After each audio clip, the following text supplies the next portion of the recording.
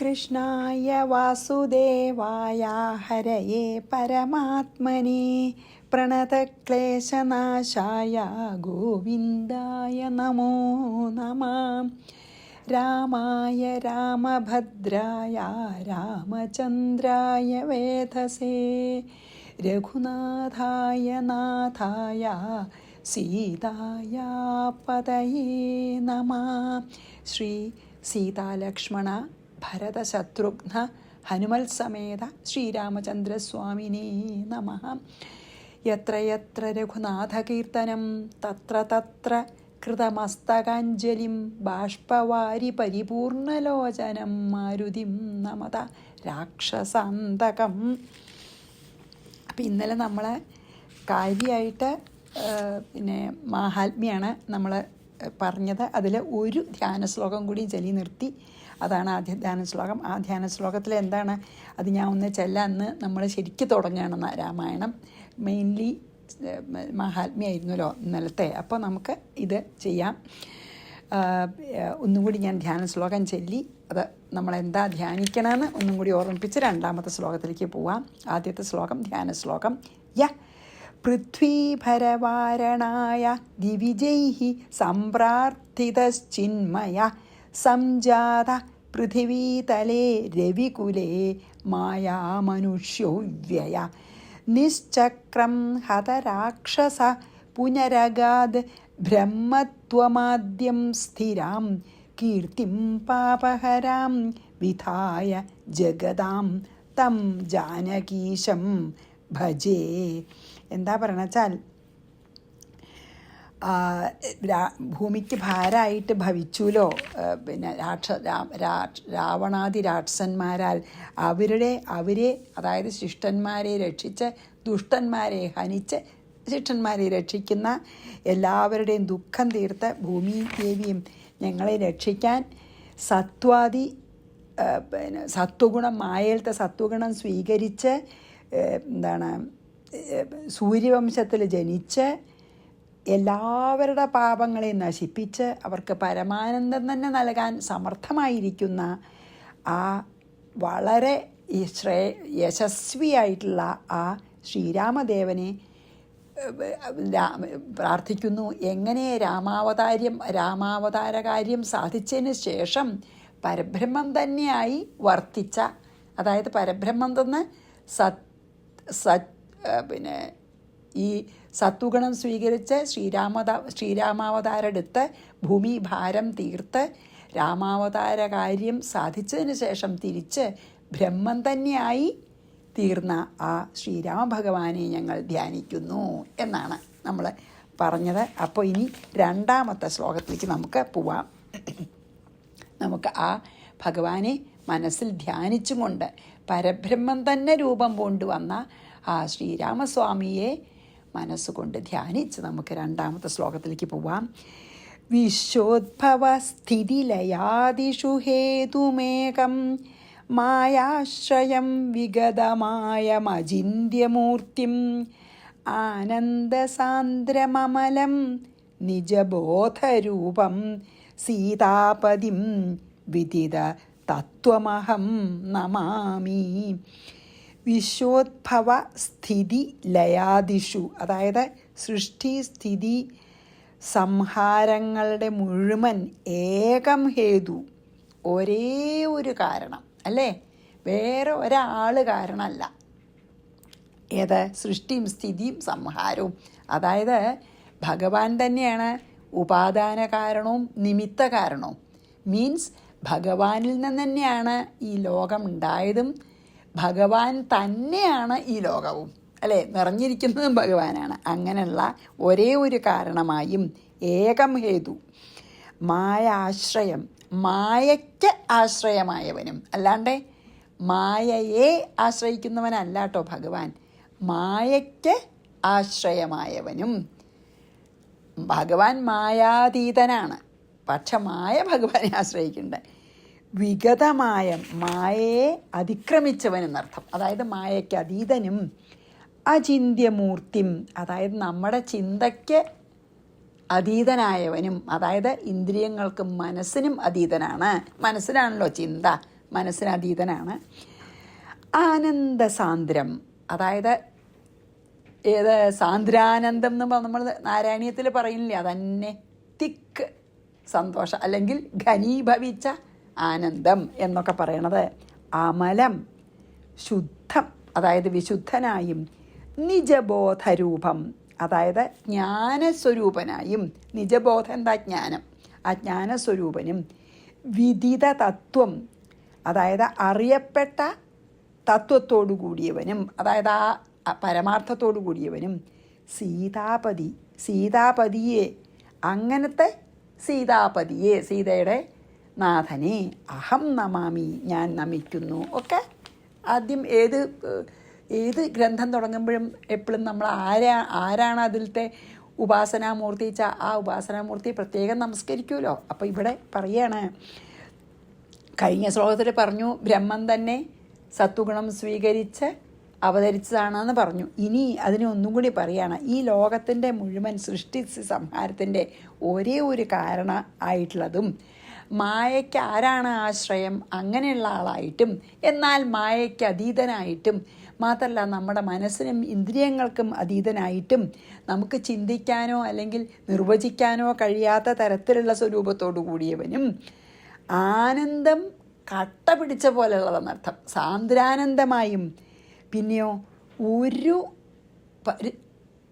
ഒരു മാലിന്യം ഇല്ലാത്തത്, നിത്യ ശുദ്ധനും, പിന്നെയോ ജ്ഞാനസ്വരൂപനും ആയിട്ടുള്ള ശ്രീരാമദേവനെ ഞാൻ നമിക്കുന്നു. അതും ഒരു നമസ്കാര ശ്ലോകമാണ്, വളരെ ഭംഗിയുള്ള ഒരു നമസ്കാര ശ്ലോകം. അങ്ങനെയൊക്കെ നമ്മൾ നല്ലോണം ശ്രീരാമചന്ദ്ര ഭഗവാനെ പ്രാർത്ഥിച്ചിട്ടാണ് നമ്മൾ പോണത്. അപ്പോൾ നമുക്കും വ്യാസഭഗവാന്റെ കൂടെ ശ്രീരാമചന്ദ്ര ഭഗവാനെ മനസ്സുകൊണ്ട് വളരെ ധ്യാനിച്ചിട്ട് ഞങ്ങൾക്ക് ഈ രാമായണത്തിൽ നിന്ന് തത്വം എല്ലാം ഉൾക്കൊള്ളാനും അത് സ്വന്തം ജീവിതത്തിൽ പകർത്താനും ഞങ്ങളുടെ ആധ്യാത്മികമായിട്ടുള്ള പുരോഗതിയെ സഹായിക്കാനും അനുഗ്രഹിക്കണേ എന്ന് നമുക്ക് വ്യാസൻ്റെ കൂടെ പ്രാർത്ഥിച്ചു പോവാം. വിശ്വോദ്ഭവസ്ഥിതി ലയാദിഷു ഹേതുമേകം മായാശ്രയം വിഗതമായമചിന്യമൂർത്തിം ആനന്ദസാന്ദ്രമമലം നിജബോധരൂപം സീതാപതിം വിദിത തത്വമഹം നമാമി. ഇനി ഇതിപ്പോൾ ഈ ഒന്നുകൊണ്ടും നമുക്ക് ഭഗവാനെ അചിന്ത്യനാണെന്ന് പറഞ്ഞില്ലേ, അതിനൊക്കെ കുറേ ശ്രുതിവാക്യങ്ങളൊക്കെ ഉണ്ട് കേട്ടോ. യതോ വാ ഇമാനി ഭൂതാനി ജായന്തേ യേന ജാതാനി ജീവന്തി യൽ പയന്ത്യഭിസംവിശന്തി എന്നൊക്കെ ഉണ്ട്. അതായത് നമുക്ക് ഒരിക്കലും മനസ്സുകൊണ്ടോ വാക്കുകൊണ്ടോ ചിന്ത കൊണ്ടോ ഒരിക്കലും ഭഗവാനെ നിർവചിക്കാനോ കാണാനോ പറയാനോ പറ്റില്ല. അതൊക്കെയാണ്. ഇനി നമുക്ക് മൂന്നാമത്തേലേക്ക് പോവാം. ആ ഭഗവാന്റെ ആ ഒരു മഹത്വം അത്രയാണ്, ഒന്നുകൊണ്ടും പറയാൻ പറ്റില്ല, അനുഭവിക്കാനേ പറ്റുള്ളൂ ഭഗവത് സാന്നിധ്യം. ഇനി 3, പഠന്തിയേ നിത്യമനന്യചേതസ ശൃണ്വന്തി ചാധ്യാത്മിക സംജ്ഞിതം ശുഭം രാമായണം സർവപുരാണസമ്മതം നിർധൂതപാപ ഹരിമേവയാന്തിതേ. അനന്യചേതസ, അതായത് വേറൊരു വിഷയത്തിൽ മനസ്സിനെ വ്യാപരിപ്പിക്കാതെ എന്നാണ് അർത്ഥം. അനന്യചേതസാത്ത എന്താ? വേറൊരു വിഷയത്തിലേക്ക് മനസ്സ് പോവാതെ നിത്യ ദിവസേന ഏതൊരാൾ സർവപുരാണ സമ്മതം, എല്ലാ പുരാണങ്ങൾക്കും സമ്മതമായിട്ടുള്ള ഇതിഹാസമാണ്, ശുഭഫലത്തെ നൽകുന്നതും അധ്യാത്മ സംജ്ഞിതം, അധ്യാത്മം എന്ന് പറയപ്പെടുന്നതുമായ, അതായത് അത്ര സ്പിരിച്വാലിറ്റി നമുക്ക് തരണതാണ്, അത്ര ആധ്യാത്മിക പാതയിൽ നമ്മളെ അത്ര പുരോഗമിക്കാൻ സഹായിക്കുന്നത് കൊണ്ടാണ് അധ്യാത്മരാമായണം എന്ന് പറയുന്നത്.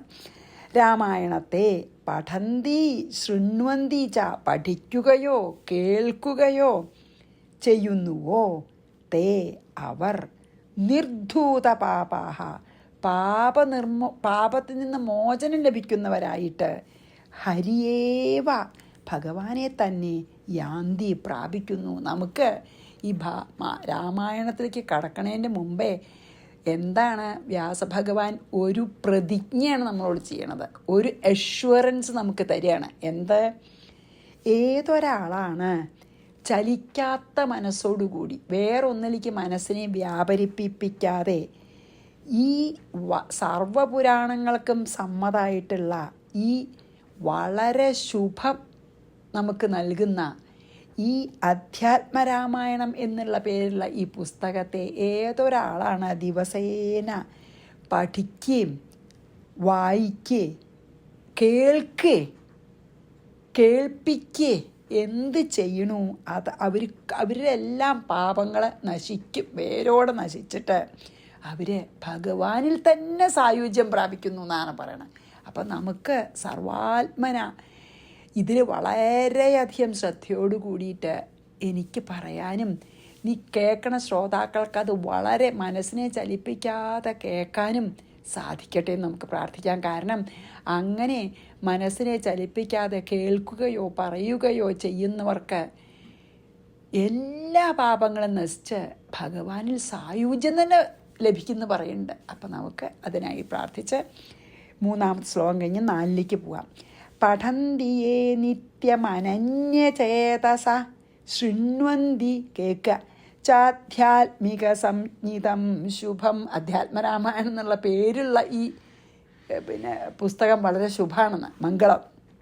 രാമായണം സർവപുരാണ സമ്മതം നിർധൂത പാപത്തിനെ വേരോടെ നശിപ്പിക്കുന്നത്. ഹരിമേവയാന്തിതേ, മാത്രമല്ല ഹരിയിൽ നമുക്ക് സായുജ്യവും ലഭിക്കും, ഹരിയെ പ്രാപിക്കും. 4 അധ്യാത്മരാമായണമേവ നിത്യം പഠ്യേദ്യതീച്ഛേത് ഭവബന്ധമുക്തിം ഗവാം സഹസ്രായുധകോടിദാനാൽ ഫലം ലഭേദ്യ ശൃണുയാൽ ഭവബന്ധമുക്തിം എന്താ? ഈ സംസാരത്തിൽ നിന്നുള്ള മോചനം, അതായത് ഈ ജനന മരണ ചക്രത്തിൽ നിന്നുള്ള മോചനം ഇച്ഛേദ്യതി ആഗ്രഹിക്കുന്നുവെങ്കിൽ, അതായത് മുമുക്ഷു മോക്ഷം ആഗ്രഹിക്കുന്നുവെങ്കിൽ, നിങ്ങളൊരു മുമുക്ഷു ആണെങ്കിൽ അധ്യാത്മരാമായണം അധ്യാത്മരാമായണത്തെ തന്നെ നിത്യം പഠേത്, ദിവസവും പഠിക്കണം. അങ്ങനെയുള്ള ആള് നിത്യം ശൃണുയാത്, ആരാ നിത്യം കേൾക്കുകയും പഠിക്കുകയും ചെയ്യണ? അവൻ ഗവാം സഹസ്രായുധ കോടി ദാനാൽ ഫലം, അതായത് 10,000 കോടി പശുക്കളെ ദാനം ചെയ്താൽ കിട്ടുന്ന ഫലം അയാൾക്ക് ലഭിക്കും. അത്ര പുണ്യ ഉള്ളൊരു പുസ്തകമാണ് അധ്യാത്മരാമായണം എന്നാണ് പറയണത്. അതായത് നമുക്ക് ഈ സംസാര ചക്രത്തിൽ നിന്ന് മോചനം വേണമെങ്കിൽ നിത്യം ഈ രാമായണം പഠിച്ചോളൂ. എന്താച്ചാൽ 100 കോടി പശുക്കളെ ദാനം ചെയ്താൽ കിട്ടുന്ന പുണ്യത്തിനേക്കാളും പുണ്യമാണ് ഈ അധ്യാത്മരാമായണം ദിവസേന വായിക്കുകയും പഠിക്കുകയും കേൾക്കുകയും ചെയ്താൽ എന്നാണ്. ഇതൊരു ഫലശ്രുതി പോയ, കാരണം നമുക്ക് അത് ഇതിലേക്ക് കിടക്കണതിൻ്റെ മുമ്പേ അതിൽ നല്ല ശ്രദ്ധ ഉണ്ടാവാൻ മാഹാത്മ്യം പോലെ തന്നെ ഇതിൻ്റെ ഗുണഗണങ്ങളെ പറയുകയാണത് കേട്ടാലും വായിച്ചാലും. അപ്പോൾ നമുക്ക് കുറച്ചുകൂടി ശ്രദ്ധ ഉണ്ടാവുമല്ലോ, അതിനാണ്. 4 അധ്യാത്മരാമായണമേവ നിത്യം പഠേദ്യതീച്ഛേത് ഭവബന്ധമുക്തിം, അതായത് മോക്ഷം ഇച്ഛിക്കുന്നുവെങ്കിൽ, മോക്ഷേച്ഛുക്കൾക്കൊക്കെ ഉള്ള മുമുക്ഷുക്കൾക്കൊക്കെ ഉള്ള ഒരു വഴി എന്താണ്? അധ്യാത്മരാമായണം ദിവസേന പഠിച്ചോളൂ. ഗവാം സഹസ്രായുധകോടി ദാനാൽ ഫലം ലഭേദ്യ ശൃണുയാൽ സനിത്യം. 1000 കോടി പശുക്കളെ ദാനം ചെയ്ത ഫലം ഇത് വായിച്ചാൽ കിട്ടും. ഇനി 5 പുരാരി ഗിരിസംഭൂത ശ്രീരാമാർണവസംഗത അധ്യാത്മരാമഗംഗേയം പുനാതിഭുവനത്രയം. ഇത് കേട്ടിട്ടുണ്ടാവാം പലരും. പുരാരി ഗിരി സംഭൂത, അതായത് പരമേശ്വരനാകുന്ന പർവ്വതത്തിൽ നിന്ന് ഉദ്ഭവിച്ചതും. പുരാരി ഗിരി സംഭൂത, പരമേശ്വരനാകുന്ന പർവ്വതത്തിൽ നിന്നാണ് ഉത്ഭവിച്ചത്? ശ്രീരാമാർണവ സംഗത, ഈ ശ്രീരാമനാകുന്ന സമുദ്രത്തിൽ ചെന്നു ചേരുന്നതുമായ, അതായത് കൈലാസത്തുനിന്ന് ശിവനിൽ നിന്നുദ്ഭവിച്ച് ശ്രീരാമനാകുന്ന സമുദ്രത്തിൽ ചെന്ന് ചേരുന്ന ഇയം അധ്യാത്മരാമഗംഗ, ഈ അധ്യാത്മരാമായണം എന്ന ഗംഗാ നദി ഭുവനത്രയം, ഈ 3 ലോകത്തെയും പുനാതി മീൻസ് എന്താ, ശുദ്ധീകരിക്കണമെന്ന്. എത്ര നല്ലൊരു ഇമാജിനേഷനാണ്. കാരണം എന്താ അറിയോ, ശിവൻ ശ്രീപാർവതിക്ക് പറഞ്ഞു കൊടുക്കുന്നതായിട്ടാണ് ഈ അധ്യാത്മരാമായണേ. അതുകൊണ്ടാണ് ശിവഭഗവാനിൽ നിന്ന് ഉത്ഭവിച്ച ഒരു നദിയാണ് ഏത്, അധ്യാത്മരാമായണ ഗംഗ. ശരിക്കുള്ള കൈലാസത്തിൽ നിന്ന് ഗംഗ ഉണ്ടായില്ലേ, കൈലാസത്തിൽ നിന്ന് ഉത്ഭവിച്ച, ശരിക്കും ശിവൻ തലയിൽ ആകാശഗംഗ സ്വീകരിച്ചിട്ട് പിന്നെ ശിവൻ്റെ തലയിൽ നിന്നാണല്ലോ ഗംഗ, ഈ ഭാഗീരഥി എന്ന ഗംഗ ഭൂമിയിൽ ഒഴുകാൻ തുടങ്ങിയത്. അതുപോലെ ശിവനിൽ നിന്നുദ്ഭവിച്ച ഈ അതായത് ശിവൻ പറഞ്ഞു കൊടുക്കണ പാർവതിക്ക് അർത്ഥം, ശിവനിൽ നിന്നുദ്ഭവിച്ച ഈ അധ്യാത്മരാമായണ ഗംഗ ഒഴുകി എവിടെ എത്തണത്, ശ്രീരാമാർണവം, ശ്രീരാമനാകുന്ന സമുദ്രത്തിൽ. എന്നിട്ടോ ആ പോണ വഴിക്ക് 3 ലോകങ്ങളെയും ശുദ്ധീകരിക്കണമുണ്ട്. ഗംഗ പോണ വഴി മുഴുവൻ ശുദ്ധീകരിക്കും നമ്മൾ പറയാറുണ്ടല്ലോ.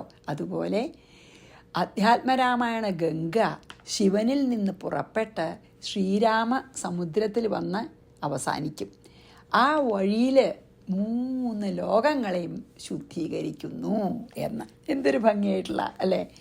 പുരാരിഗിരി സംഭൂത ശ്രീരാമാർണവസംഗത അധ്യാത്മരാമഗംഗേയം പുനാതി ഭുവനത്രയം.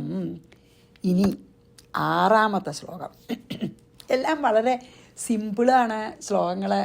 അധ്യാത്മരാമായണത്തിൽ സംസ്കൃതമാണെങ്കിലും വളരെ നമുക്ക് എളുപ്പം എന്ന് പറയാൻ അത്ര ഇതല്ല. പക്ഷെ ഞാൻ പറയണത് വളരെ തത്വങ്ങളുള്ളതാണെങ്കിലും വളരെ സ്തുതികളുണ്ടെങ്കിലും നമുക്ക് വളരെ ഒരു സരളാണ് ഭാഷ. കൈലാസാഗ്രേ കദാചിദ് അല്ലേ, അതെ, രവിശതവിമലേ, അതെ, കൈലാസാഗ്രേ കദാചിദ് രവിശതവിമലേ മന്ദിരേ രത്നപീഠേ സംവിഷ്ടം ധ്യാനനിഷ്ഠം ത്രിനയനമഭയം സേവിതം സിദ്ധസംഖ്യൈഃ ദേവീ വാമാംഗസംസ്ഥാ ഗിരിവരതനയാ പാർവതീ ഭക്തിനമ്രാ പ്രാഹേദം ദേവമീശം സകലമലഹരം വാക്യമാനന്ദകന്ദം. കദാചിൽ എന്താണ്, ഒരിക്കൽ, കൈലാസാഗ്രേ കൈലാസശിഖരത്തിൽ, രവിശതവിമലേ അതായത് രവിശതം 100 സൂര്യൻ്റെ അത്ര പ്രഭയോടു കൂടിയിട്ടുള്ള കൈലാസത്തിൽ 100 സൂര്യപ്രഭ, 100 സൂര്യൻ ഒന്നിച്ചുദിച്ചാൽ എത്ര പ്രഭ ഉണ്ടാവും, അത്ര പ്രഭയുള്ള കൈലാസത്തിൽ മന്ദിരത്തിൽ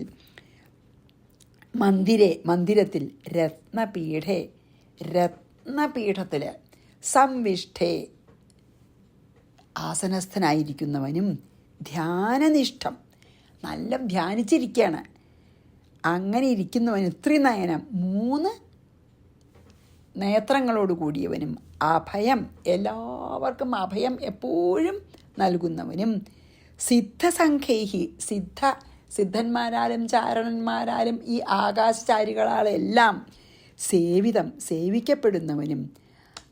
മാത്രമല്ല സിദ്ധന്മാരെ പറഞ്ഞാൽ സിദ്ധി, ഈ യോഗസിദ്ധിയൊക്കെ ഉള്ളവരും, അതായത് വലിയ വലിയ മുനിമാരും, പിന്നെ ആകാശത്തിലെല്ലാവരും എല്ലാവരാലും. ഇവിടെ ഇപ്പോൾ സിദ്ധന്മാരെ പറഞ്ഞു വെച്ചാൽ വലിയ ജ്ഞാനികളെന്നർത്ഥം. സിദ്ധസംഖ്യൈഹി സേവിതം, വലിയ ജ്ഞാനികളാൽ സേവിക്കപ്പെടുന്നവനും. ആനന്ദകന്ദം, ആനന്ദത്തിൻ്റെ മൂലം, കന്ദം എന്താ, കിഴങ്ങെന്നൊക്കെ പറയാം. അപ്പം ആനന്ദം ഉണ്ടാവണം തന്നെ ഈ ഭഗവാനിൽ നിന്നാണ്. അത്ര ശാന്തനും കന്ദാണ്, മീൻസ് ആനന്ദത്തിൻ്റെ മൂലമായിരിക്കുന്നവനും. ദേവം, ഈ ഈശ്വരൻ.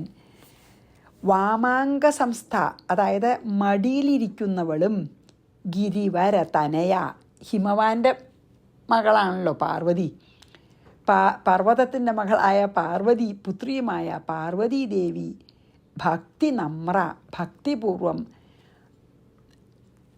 ഭക്തിയോടുകൂടി നമ്ര മീൻസ് നമിച്ചവളായിട്ട് സകലമലഹരം സർവപാപത്തെയും നശിപ്പിക്കുവാൻ സമർത്ഥമായ ഇതം വാക്യം, ഈ വാക്യത്തെ പ്രാഹ പറഞ്ഞു, പാർവതി പറഞ്ഞു എന്നാണ് പറയുന്നത്. എന്താ അറിയോ, അത് ഭംഗിയിൽ പറഞ്ഞിരിക്കുകയാണ്.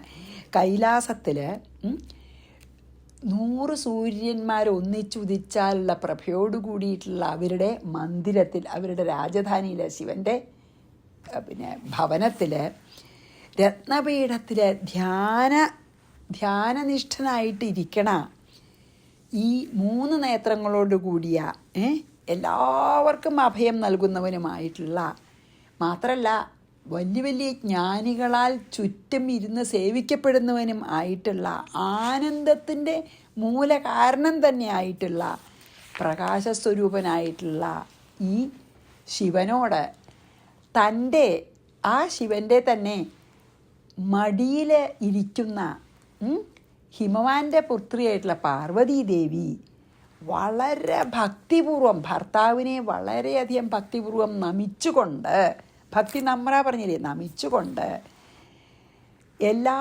പാപങ്ങളെയും നശിപ്പിക്കുവാൻ കഴിയുന്ന ഈ വാക്യത്തെ, അതായത് ഇനി പറയാൻ പോകുന്ന വാക്കുകളെ ഇപ്രകാരം പറഞ്ഞു. അതിനർത്ഥം അത്രയേ ഉള്ളൂ.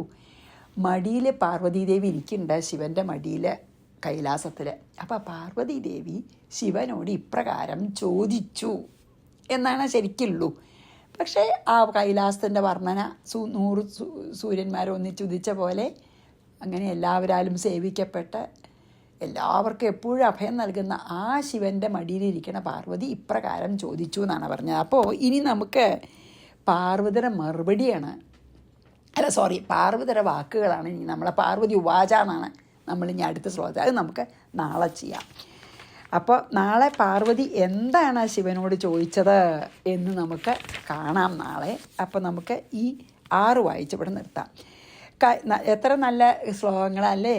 കൈലാസാഗ്രേ കഥാചിത് രവിശതവിമലേ മന്ദിരേ രത്നപീഠേ സംവിഷ്ടം ധ്യാനനിഷ്ഠം ത്രിനയനമഭയം സേവിതം സിദ്ധസംഖ്യൈഃ ദേവി വാമാങ്കസംസ്ഥാ ഗിരിവരതനയാ പാർവതി ഭക്തി നമ്ര.